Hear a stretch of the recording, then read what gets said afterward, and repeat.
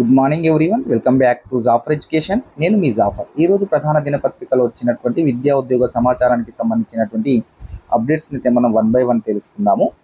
నేను ఈ యొక్క సమాచారాన్ని సేకరించడానికి దాదాపుగా నేను ఒక 6 నుంచి 7 పేపర్లు అయితే చూడాల్సి వస్తుంది. సో ఇవి మనకు కావాల్సినటువంటి సమాచారాన్ని సేకరించడానికి దాదాపుగా ఒక 2 గంటలు అయితే పడుతుంది. దాదాపుగా 2 అవర్స్ అయితే ఖచ్చితంగా పడుతుంది. మీరు వీటన్నిటిని దృష్టిలో పెట్టుకొని నేను మీ నుంచి ఆశించేది కూడా ఏం లేదు, మన యొక్క వీడియోస్ని ఒక లైక్ ఇవ్వండి. చూస్తున్న మిత్రులంతా వీడియోస్ని లైక్ చేసి మన యొక్క ఛానల్ని సబ్స్క్రైబ్ చేసుకోండి. అదేవిధంగా మీ యొక్క మిత్రులకు షేర్ చేయండి. నేను మీ నుంచి ఆశించేది ఇది ఒకటి మాత్రమే. మీకు ఎప్పటికప్పుడు స్పీడ్గా అప్డేట్స్ అందించే ప్రయత్నం చేస్తున్నాను మన యొక్క వాట్సాప్ గ్రూప్లలో. అదేవిధంగా మన యొక్క వాట్సాప్ గ్రూప్లలో మీకు డిఎస్సికి సంబంధించినటువంటి మెటీరియల్స్ కావచ్చు, పీడిఎఫ్ నోట్స్ కావచ్చు, అదేవిధంగా డైలీ కరెంట్ అఫైర్స్ అప్డేట్స్ కావచ్చు, current affairs magazine 6 months before current affairs magazines share చేయడం జరిగింది. 1 yearకి సంబంధించిన కరెంట్ అఫైర్స్ మ్యాగజైన్ నేను షేర్ చేయడం జరిగింది. ఇవన్నీ మీకు నేను ఫ్రీగా మన యొక్క వాట్సాప్ గ్రూప్లో అందించడం జరుగుతుంది. అదేవిధంగా మీకు మన యొక్క వాట్సాప్ గ్రూప్లలో గూగుల్ షీట్లో ఎగ్జామ్స్ కూడా కండక్ట్ చేయడం జరుగుతుంది. ఇంగ్లీష్కి సంబంధించి త్వరలో ఇంగ్లీష్ మెథడాలజీకి సంబంధించిన గూగుల్ షీట్లో మీకు ఎగ్జామ్స్ కూడా ఫ్రీగా కండక్ట్ చేయబడతాయి. అదేవిధంగా ఇంగ్లీష్ గ్రామర్కి సంబంధించినటువంటి కూడా క్వశ్చన్స్ మీకు గూగుల్ షీట్లో ఫ్రీగా మన యొక్క గూగుల్ షీట్లో ఫ్రీగా ఎగ్జామ్స్ కండక్ట్ చేయడం అయితే మీకు జరుగుతుంది. అదేవిధంగా మన యొక్క యూట్యూబ్ ఛానల్లో డైలీ మీకు లైవ్ టెస్ట్లు అందించే ప్రయత్నం చేస్తున్నాం. అదేవిధంగా మన యొక్క యూట్యూబ్లో క్విక్ రివిజన్ క్లాసెస్ని కూడా ఫ్రీగా అందించబడుతున్నాయి. వాటిని కూడా మీరు ఒకసారి చూసుకునే ప్రయత్నం చేయండి. ఇంకా మీకు మీ ఎగ్జామ్ అయ్యే వరకు మీకు సపోర్ట్గా ఉండడానికి, మీకు అన్ని రకాలుగా మీకు సహాయపడడానికి నేనైతే రెడీగా ఉన్నా. మీరు మాత్రము మన యొక్క ఛానల్ని సబ్స్క్రైబ్ చేసుకొని మన యొక్క వీడియోస్ని తప్పకుండా లైక్ చేసి మీ యొక్క మిత్రులకు షేర్ చేసే ప్రయత్నం చేయండి. మీ నుంచి ఆశించేది ఇది ఒకటి మాత్రమే. ఇక మనము న్యూస్ పేపర్లో వచ్చినటువంటి విషయాలను ఒకసారి క్లియర్గా తెలుసుకునే ప్రయత్నం అయితే చేద్దాము.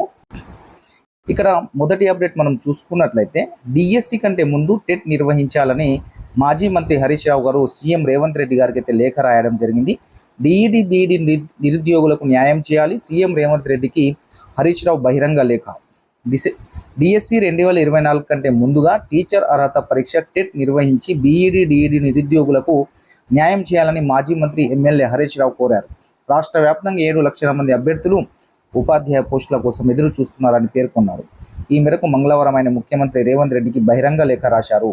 టెట్ నిర్వహించకపోవడం వల్ల ప్రస్తుతం విడుదలైన డిఎస్సి 2024 ద్వారా ఉపాధ్యాయ పోస్టులకు దరఖాస్తు చేసుకునే అర్హతను అనేక మంది కోల్పోతున్నారని ఆవేదన వ్యక్తం చేశారు. నిరుడు సెప్టెంబర్లో బీఆర్ఎస్ ప్రభుత్వం టెట్ నిర్వహించిందని, కాంగ్రెస్ ప్రభుత్వం ఏర్పడిన తర్వాత టెట్ నిర్వహించలేదని పేర్కొన్నారు. గత డిసెంబర్లో బీఈడి డిఈడి పూర్తి చేసిన అభ్యర్థులు దాదాపుగా 50,000 మంది ఉన్నారని వివరించారు.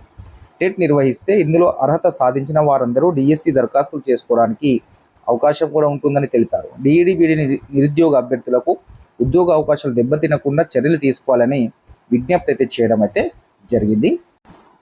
ఇక్కడ మనం చూసుకున్నట్లయితే డిఎస్సి కంటే ముందు ఖచ్చితంగా టెట్ నిర్వహించాలని చాలామంది అభ్యర్థులు కోరుకున్నారు. అదేవిధంగా చాలామంది రాజకీయ నాయకులు కూడా సీఎం గారికి వినతులు కూడా ఇవ్వడం అయితే జరిగింది. వారు కూడా ఏదో ఒక రకంగా అయితే రేవంత్ రెడ్డి గారికి ఆ యొక్క సమాచారం చెప్పడానికైతే చూస్తున్నారు చాలామంది. అదేవిధంగా ఇంతకుముందు మనకు ఆర్ కృష్ణయ్య గారు కూడా టెట్ నిర్వహించాలని వారు కూడా ధర్నా చేయడం జరిగింది. అదేవిధంగా మాజీ మంత్రి హరీష్ రావు కూడా లేఖ కూడా రాయడం అయితే జరిగింది. సో దీని మీద ఏ విధంగా స్పందిస్తారనేది అయితే చూడాలి. ఇప్పటివరకు ప్రభుత్వం నుంచి ఎలాంటి స్పందన అయితే లేదు. నిన్న కూడా క్యాబినెట్లో దీనిపై నిర్ణయం తీసుకుంటారని అనుకున్నారు, కానీ దీని గురించి చర్చ కూడా జరగలేదు. మళ్ళీ ఉపాధ్యాయ సంఘాలతోటి మార్చి 14న మీటింగ్ ఉంది. సో ఆ రోజు టెట్ గురించి ఏమన్నా చర్చ వచ్చే అవకాశం అయితే ఉంది. సో అది అక్కడ మనం నెక్స్ట్ పేపర్లో ఉంది, అక్కడ తెలుసుకునే ప్రయత్నం అయితే చేద్దాము. ఇక్కడ చూసుకున్నట్లయితే మనకు జూన్ 9 గ్రూప్ 1 ప్రిలిమ్స్ ఉంది. జూన్ 24 హాస్టల్ వెల్ఫేర్ ఎగ్జామ్ ఉంది. జూన్ 30 నాడేమో డిఏఓ ఎగ్జామ్ ఉంది. వివిధ సంక్షేమ బోర్డు ఆధ్వర్యంలో ప్రభుత్వం డిఎస్సి కోచింగ్ జూన్ మొదటి వారం వరకు ఉన్నాయి. కాబట్టి జూన్లోపు డిఎస్సి పరీక్షలు ఉండే అవకాశం అయితే లేనట్టే.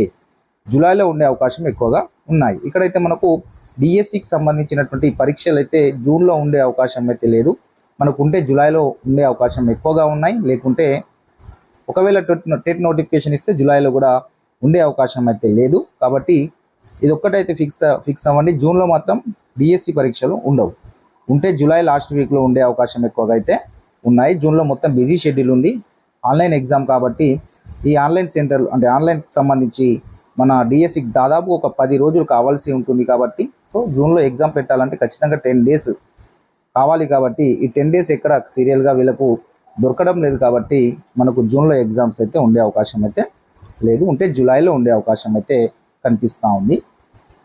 ఇంకా నెక్స్ట్ అప్డేట్ చూసుకున్నట్లయితే మనము నిరుద్యోగులను విస్మరిస్తే మహోద్యమం చేస్తామని మన యొక్క నిన్న ఆర్ కృష్ణయ్య గారు, ప్రవీణ్ కుమార్ గారు, అశోక్ సార్ గారికి సంఘీభావంగా తెలపడం అయితే జరిగింది. ఏ ఒక్కరి ప్రాణం పైన అగ్నిగుండమే. గత ప్రభుత్వంలో గురుకులాల భర్తీ బేస్ జరిగింది అని నిన్న అయితే వీరు వెళ్ళడం అయితే జరిగింది. ఆ గురుకులకు సంబంధించినటువంటి రీలింగ్విష్మెంట్ వేయాలనే ఉద్దేశంతో వీరైతే దీక్ష చేస్తున్నారు.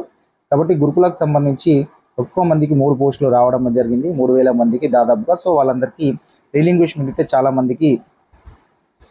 చాలా మందికి నెక్స్ట్ ఉన్న మెరిట్లో జాబ్స్ వచ్చే అవకాశం ఉంది. కాబట్టి దాని గురించి ప్రభుత్వం ఆలోచించాల్సిన అవసరం అయితే ఉంది. ఇంకో విషయం ఏంటంటే రీలింగ్విష్మెంట్ సంబంధించి ప్రభుత్వం అయితే నెక్స్ట్ మెరిట్ లిస్ట్ కోసం అయితే అంటే ఆలోచన చేస్తున్నట్టు మనకైతే సమాచారం అయితే ఉంది. సో చూడాలి ఏం జరుగుతుంది అనేది.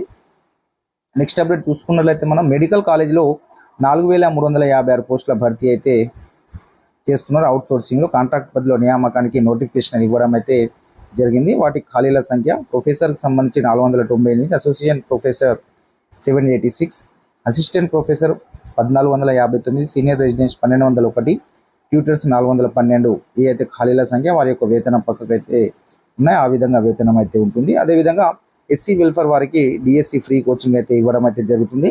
వీరు 2 నెలలు ఇవ్వడం అయితే జరుగుతుంది. సో వీళ్ళు ఏప్రిల్ 3 నుంచి వీళ్ళకు జూన్ 2 వరకు అయితే 2 months అయితే కోచింగ్ అయితే ఇవ్వడం అయితే జరుగుతుంది. కాబట్టి జూన్లో ఎలాగో ఎగ్జామ్స్ ఉండే అవకాశం అవుతుంది. ఇలా కోచింగ్ జూన్ వరకు ఉంటుంది. సో అలా అదేవిధంగా షెడ్యూల్ కూడా బిజీగా ఉంది. టీఎస్పీఎస్సీ ఎగ్జామ్స్ ఉన్నాయని కాబట్టి ఎగ్జామ్ ఉంటే జూలైలో ఉండే అవకాశం అయితే కనిపిస్తూ ఉంది. ఇక క్యాబినెట్కి సంబంధించి నిర్ణయాలు కొన్ని చూసుకున్నట్లయితే మనము 2008 డిఎస్సీ అభ్యర్థులకు జాబ్స్ అయితే ఇస్తున్నారు కాంట్రాక్ట్ పద్ధతిలో. మినిమం పే స్కేల్తో వేతనాలు ఇస్తారు. త్వరలోనే కొత్త రేషన్ కార్డులు ఇవి మనకు అనవసరమైనవి. ఇక్కడ చూసుకున్నట్లయితే కేబినెట్ సబ్ కమిటీ నిర్ణయం. రేపు టీచర్లతో సర్కారు మీటింగ్. జియోల అధ్యయనంపై ఆఫీసర్లకు ఆదేశం అయితే ఇవ్వడం జరిగింది. ఈ టీచర్ ప్రమోషన్ ట్రాన్స్ఫర్కి సంబంధించి కేసెస్, అదేవిధంగా 317 సంబంధించిన సమస్యలు ఉన్నాయి. వాటి కోసము మార్చి 14న మళ్ళీ ఒకసారి సబ్ కమిటీ టీచర్ సంఘాలతోటి అయితే మీటింగ్ పెట్టే అవకాశం అయితే ఉంది. కాబట్టి జియో 317-46 బాధితులకు గ్రీవెన్స్ సెల్ అయితే ఛాన్స్ ఇచ్చారు. కేబినెట్ సబ్ కమిటీ నిర్ణయం తీసుకుంది. రేపు టీచర్లతో సర్కార్ అయితే మీటింగ్ ఉంది. ముఖ్యంగా ఏంటంటే 317-46 జియోలపై వారి యొక్క అభిప్రాయాలని, వారి యొక్క సమస్యలను తెలుసుకునే ప్రయత్నం అయితే చేస్తున్నారు ఉపాధ్యాయ సంఘాలతోటి. వారు ఎదుర్కొన్నటువంటి సమస్యలు ఏమున్నాయి 317 తోటి, అదేవిధంగా ఆ స్పౌస్ సమస్యలు కావచ్చు, ఇంటర్ డిస్ట్రిక్ట్ బదిలీలు కావచ్చు, వీటికి సంబంధించిన సమస్యలతో పాటు ప్రమోషన్స్ అండ్ ట్రాన్స్ఫర్కి సంబంధించిన ప్రధానమైన సమస్య ఉంది. సో ఈ 317 ట్రాన్స్ఫర్స్ చేస్తే మరి ప్రమోషన్లు అయిన తర్వాతే ఇవి కూడా చేయొచ్చు, వేకెన్సీస్ ఏర్పడే అవకాశం ఉంది. కాబట్టి 317 వల్ల యథాస్థితికి వారి యొక్క సొంత జిల్లాకు పంపాలి అనుకుంటే ఖచ్చితంగా ఫస్ట్ ప్రమోషన్ అయితే కంప్లీట్ అవ్వాల్సి ఉంది. కాబట్టి ప్రమోషన్స్ కంప్లీట్ కావాలంటే ఖచ్చితంగా టెట్ అయితే నిర్వహించాలి. కాబట్టి ఈ టీచర్ సంఘాలతోటి మీటింగ్లో ఖచ్చితంగా టెట్ యొక్క ప్రస్తావన మళ్ళీ వచ్చే అవకాశం అయితే ఉంది. టెట్ గురించి ఖచ్చితంగా మాట్లాడుతున్నారు. చాలా సంఘాలు టెట్ నిర్వహించాలి అంటున్నారు టీచర్లకు, కానీ సపరేట్గా నిర్వహించాలని ప్రతిపాదన చేస్తున్నారు. కానీ అది సాధ్యమయ్యే అవకాశం అయితే లేదు. కాబట్టి దాదాపుగా మార్చి 14న మళ్ళీ ఒకసారి ఉపాధ్యాయ సంఘాలతోటి ఇవి యొక్క సమస్యలపైన, అదేవిధంగా టెట్ యొక్క సమస్య పైన కూడా చర్చలు జరిగి వాటి మీద నిర్ణయం అయితే తీసుకునే అవకాశం అయితే కనిపిస్తూ ఉంది. ఎందుకంటే మనకు ఏప్రిల్లో ఈ టెట్కి సంబంధించి ప్రమోషన్కి సంబంధించినటువంటి కేసు ఉంది హైకోర్టులో. సో దానికి అనుగుణంగా నిర్ణయం అయితే వెలువడే అవకాశం అయితే కనిపిస్తూ ఉంది. కానీ నెక్స్ట్ అప్డేట్ చూసుకున్నట్లయితే మనకు సింగరేణిలో 1900 ఉద్యోగాలను భర్తీ చేస్తామని డిప్యూటీ సీఎం గారు అయితే చెప్పడం అయితే జరిగింది. నెక్స్ట్ అప్డేట్ చూసుకున్నట్లయితే మనకు జూన్లో అయితే ఆ 2 పరీక్షలు ఉన్నాయి. డిఏఓ, ఇంకోటి మన యొక్క డివిజనల్ అకౌంట్ ఆఫీసర్ ఒకటి, హాస్టల్ వెల్ఫేర్ ఆఫీసర్ ఒకటి, 2 ఎగ్జామ్స్ అయితే మనకు జూన్లోనే ఉన్నాయి. అదేవిధంగా గ్రూప్ 1 ప్రిలిమ్స్ కూడా జూన్లోనే ఉంది. కాబట్టి దాదాపుగా జూన్లో అయితే డిఎస్సి పరీక్షలు అయితే ఉండవు. ఇక డిఎస్సి 2008 బాధితులు అయితే సంతోషం తెలిపారు. వారందరికీ కాంట్రాక్ట్ పద్ధతిలో జాబ్స్ అయితే ఇవ్వడానికి నిర్ణయం తీసుకున్నారు. 16 నుంచి పీజీ సెట్ దరఖాస్తులు అయితే చేసుకోవచ్చును. ఈ నెల 16 నుంచి స్టార్ట్ అవుతున్నాయి అప్లికేషన్స్ పీజీ సెట్కి సంబంధించి. సో మనకు ఈరోజు ప్రధాన దినపత్రికలో ఉన్నటువంటి ముఖ్యమైన అంశాలు అయితే ఈ విధంగా ఉన్నాయి. మనకు ఇంకేమైనా అప్డేట్స్ ఉంటే మన యొక్క వాట్సాప్ గ్రూప్లో జాయిన్ అవ్వండి. మన వాట్సాప్ గ్రూప్ యొక్క లింక్ కామెంట్ సెక్షన్లో పిన్ చేసి పెడతాను. సో అక్కడ నుండి మీరు మన యొక్క వాట్సాప్ గ్రూప్లో జాయిన్ అవ్వచ్చు. మీకు ఇంకేమైనా అప్డేట్స్ ఉంటే అందించే ప్రయత్నం అయితే చేస్తున్నాం ఎప్పటికప్పుడు. మీరైతే మన యొక్క ఛానల్ని సబ్స్క్రైబ్ చేసుకొని మన యొక్క వీడియోస్ని తప్పకుండా లైక్ చేసి మీ యొక్క మిత్రులకు షేర్ చేసే ప్రయత్నం అయితే చేయండి. Thank you so much.